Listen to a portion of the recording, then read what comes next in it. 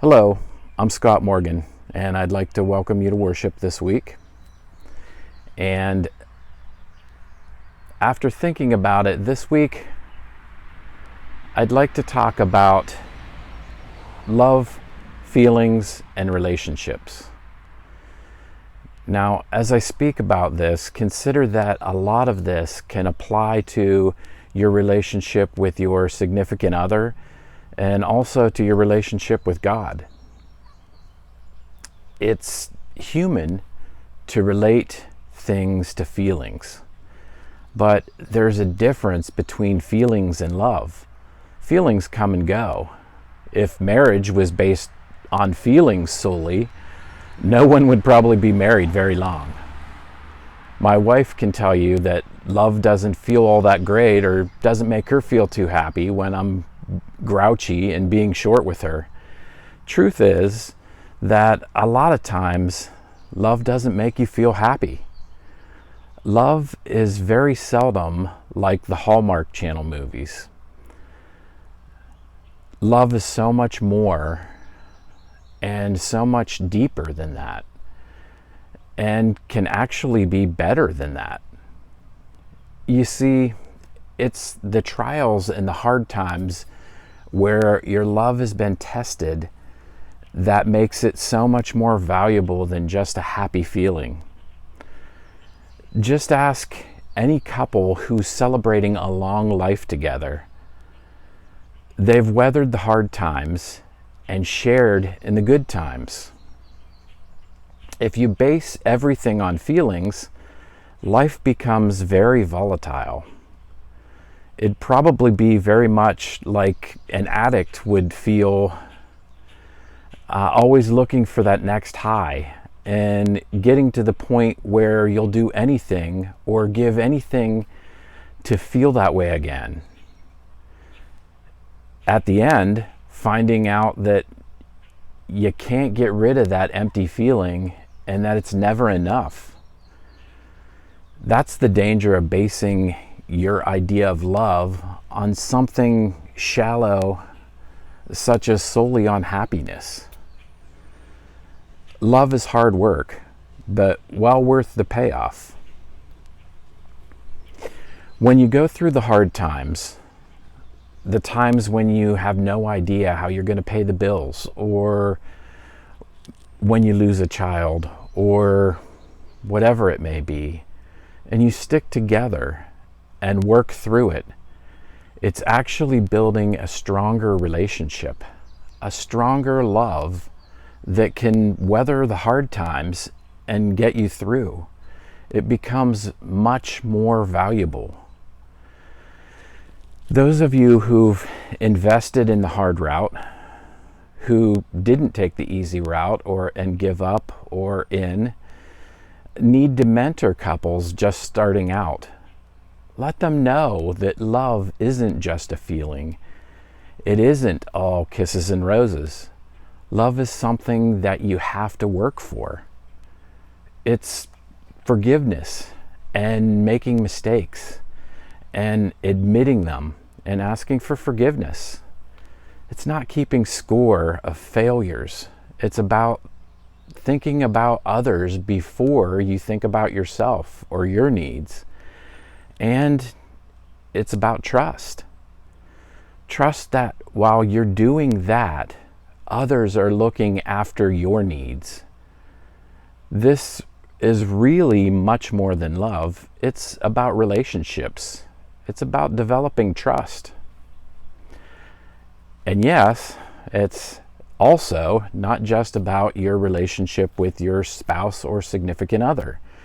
It's also about your relationship with God, your God.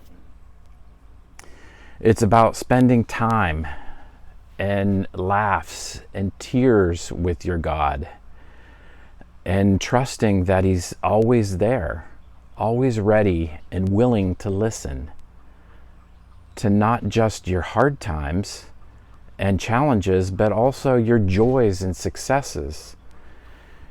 You can build that same loving relationship with your God so that when hard times come, You rely on Him to see you through so that He becomes so real to you, you can and want to share everything with Him. He already knows, but never grows tired of having you talk to Him. Just like your smartphone, you never want to leave Him behind and always trust His guidance for directions to get you where you want to go.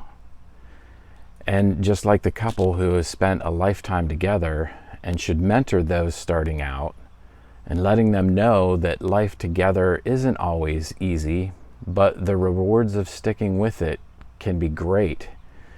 The Christian who has gone through the hard times and trusted God to see him through it and developed that strong relationship with the Lord also needs to share his faith.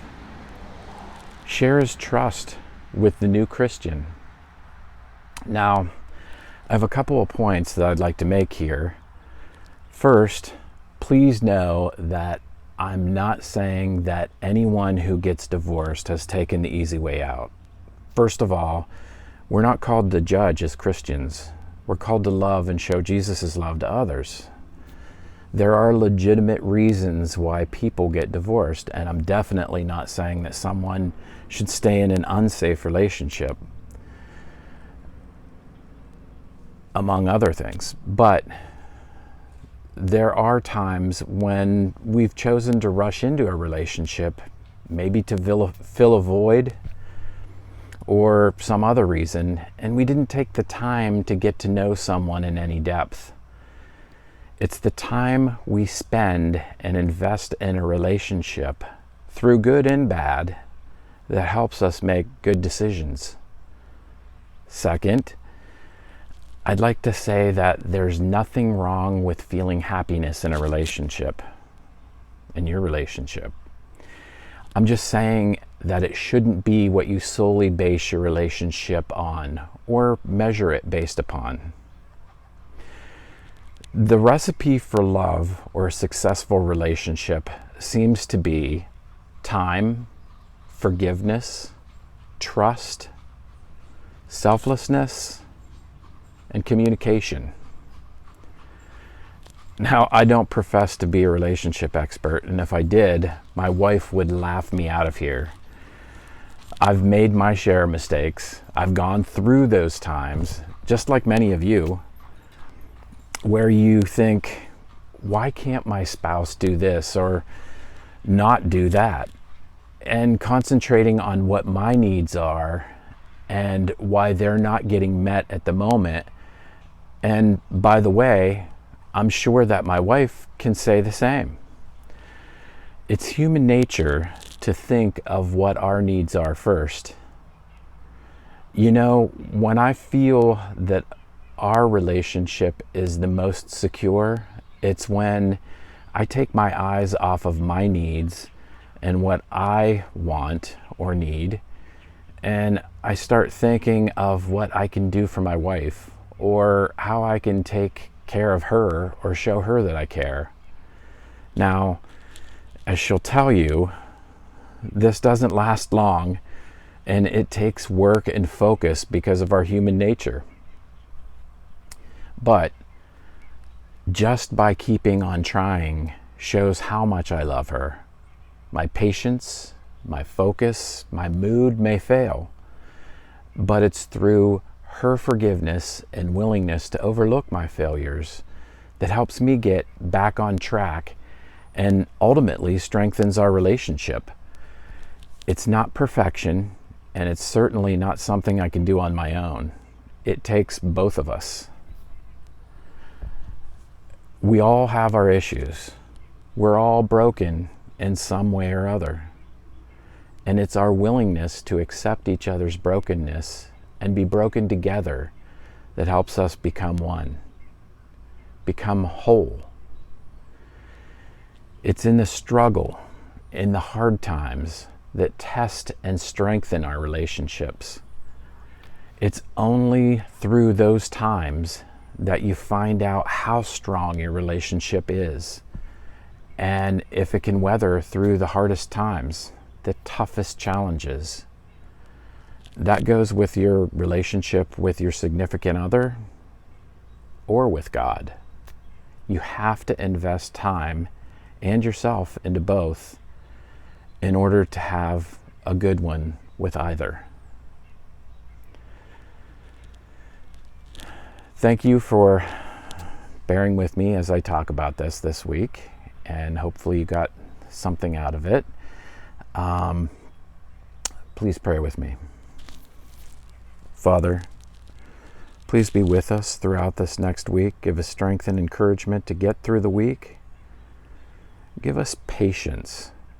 Patience with our spouse, with our significant other, with anyone we have a relationship with. Help us to devote the time and attention that those relationships need in order to help them grow stronger and more fruitful. Thank you for everything that you have provided for us over this past week and in the past altogether. And thank you for everything that you'll do for us in the future. Father, it's in your Son, Jesus Christ's holy name that I pray. Amen. Now, I also have a song that goes with this sermon, very good, and I would encourage you to go to YouTube and type in, look for Broken Together by Casting Crowns. Broken Together by Casting Crowns. It's a really good song, and it's just watch it, and you'll I'm sure appreciate it and find meaning in that. Thank you for worshiping with me this week.